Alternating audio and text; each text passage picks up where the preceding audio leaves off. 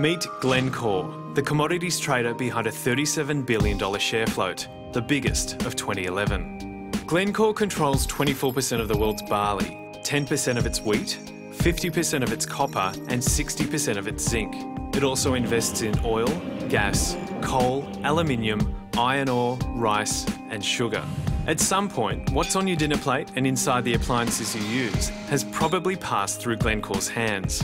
Its revenue last year was $145 billion. Founded by American Mark Rich in 1974, the company fortune was made selling Iranian oil, breaking US sanctions in doing so. Indicted on charges of trading with the enemy, racketeering and tax evasion, Rich fled the US in 1983, relocating to a Swiss tax haven as one of the FBI's 10 most wanted fugitives. Rich continued to trade oil, supplying $2 billion worth to South Africa's apartheid regime in the mid-1980s. Rich stood down in 1993 after failing in his ambition to corner the entire global zinc market. He handed control to South African-born Ivan Glassenberg, who owns 16% of the company. Described by the Financial Times as one of the great enigmas of the corporate world, a brief stint in Sydney gave the obsessively private Glassenberg Australian citizenship. The Glencore float will earn the Swiss resident $10 billion, making him, technically, our richest man. Glencore is currently under investigation by the Zambian government for allegedly rorting the country out of millions in tax revenue. Early details of the investigation led the European Union Investment Bank to freeze all new loans to Glencore.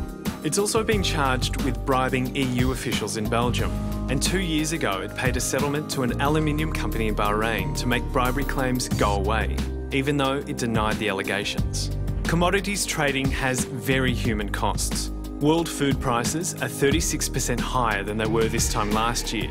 Another 44 million people have been pushed below the poverty line.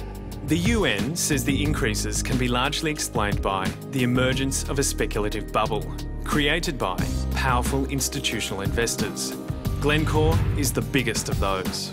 Last year, Glencore successfully lobbied the Russian government to stop wheat exports after a weak harvest there. This allowed Glencore to push up the price elsewhere, selling its stockpiled grain at prices 15% higher than normal. That might add $1 or $2 at the checkout in Australia, but elsewhere, it can be the difference between life and death. Glencore, reaping huge profits from life's essentials. Capitalism at its most lucrative and its most costly.